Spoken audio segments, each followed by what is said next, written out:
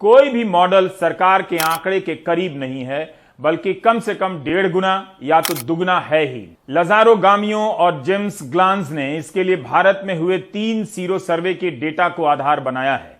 भारत में संक्रमित मरीजों की आधिकारिक संख्या 2,72,00,000 है पूरे साल के दौरान, और मरने वालों की आधिकारिक संख्या 3 लाख से कुछ अधिक है। न्यूयॉर्क टाइम्स ने कम से कम के आधार पर अनुमान लगाकर देखा तो भारत में संक्रमित मरीजों की संख्या 40 करोड़ से अधिक नजर आती है और मरने वालों की संख्या 6 लाख से अधिक। अखबार के अनुसार जो संख्या ठीक ठीक बैठती नजर आती है वो 53 करोड़ से अधिक लगती है जो संक्रमित हैं, और तब मरने वालों की संख्या 16 लाख होगी। सोचिए, 3 लाख बताया जा रहा है। अब तीसरा अनुमान खराब से खराब हालत के आधार पर लगाया गया है। इसके अनुसार 70 करोड़ से अधिक लोग संक्रमित हो चुके हैं और मरने वालों की संख्या 42 लाख से अधिक हो सकती है। कई देशों में कोरोना से मरने वालों की संख्या पर सवाल उठे हैं। भारत के आंकड़ों को लेकर केवल बाहर की यूनिवर्सिटी में नहीं, बल्कि यहां भी शक की नजर से देखा जा रहा है। लोग भी नोट कर रहे हैं कि सरकारी आंकड़े बहुत कम हैं। अगर सरकारी संख्या की विश्वसनीयता इतनी ही होती तो प्रधानमंत्री मोदी को 1 साल की देरी से यह नहीं कहना पड़ता कि अगर संख्या ज्यादा है तो भी बतानी चाहिए, लेकिन किसी भी राज्य सरकार ने अपनी संख्या को अपग्रेड नहीं किया है। यूनिवर्सिटी ऑफ पेंसिल्वेनिया के पीएचडी छात्र आशीष गुप्ता और मिडिलसेक्स यूनिवर्सिटी लंदन के मुराद बानाजी ने भी गुजरात को लेकर एक अध्ययन किया है।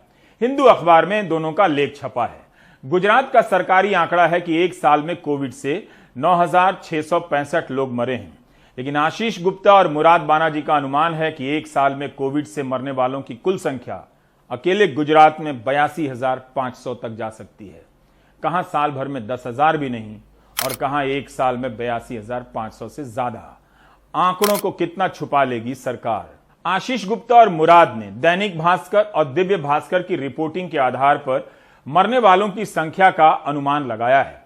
हाल ही में दिव्य भास्कर के मुताबिक गुजरात में 1 मार्च से 10 मई के बीच इन 71 दिनों में मृत्यु प्रमाण पत्र के लिए 1,23,000 मौतों का पंजीकरण हुआ है। इन 71 दिनों में पंजीकरण की यह संख्या पिछले साल के ठीक इन्हीं दिनों की तुलना में बहुत अधिक है।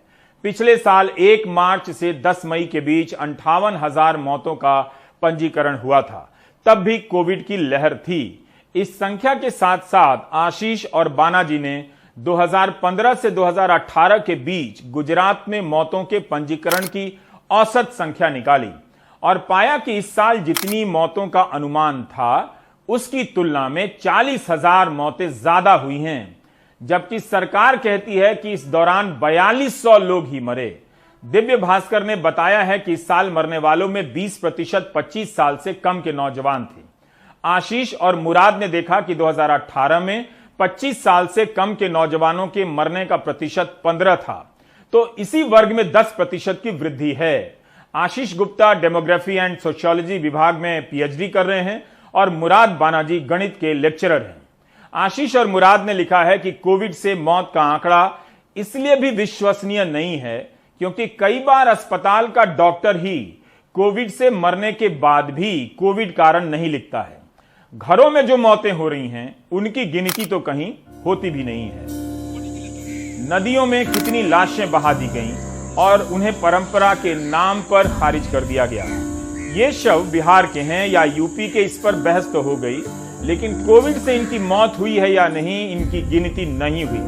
यही नहीं, इसकी जांच तो हो रही है कि प्रयागराज के किनारे दफन किए गए शवों से पीली चादरें क्यों हटाई जा रही हैं। मुख्यमंत्री आदित्यनाथ ट्वीट करते हैं कि 3 साल पहले भी ऐसे ही दफनाए गए थे, लेकिन कोई नहीं बता रहा है कि इनमें से कितनों की मौत कोविड से हुई है।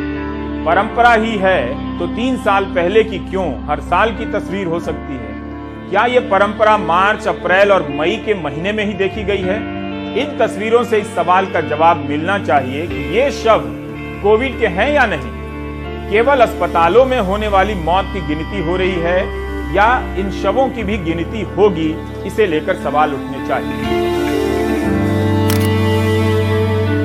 न्यूयॉर्क टाइम्स के एक्सपर्ट ने भी घरों में होने वाली कोविड मरीजों की मौत की गिनती को लेकर सवाल उठाए हैं। बेंगलुरु से हमारे सहयोगी निहाल ने एक रिपोर्ट भेजी है। निहाल की रिपोर्ट बताती है कि कर्नाटक में होम आइसोलेशन में इलाज करा रहे 700 लोगों की मौत हुई है। ऐसी संख्या की गिनती अगर हर राज्य से होने लगे तो मरने वालों की संख्या कुछ और होगी।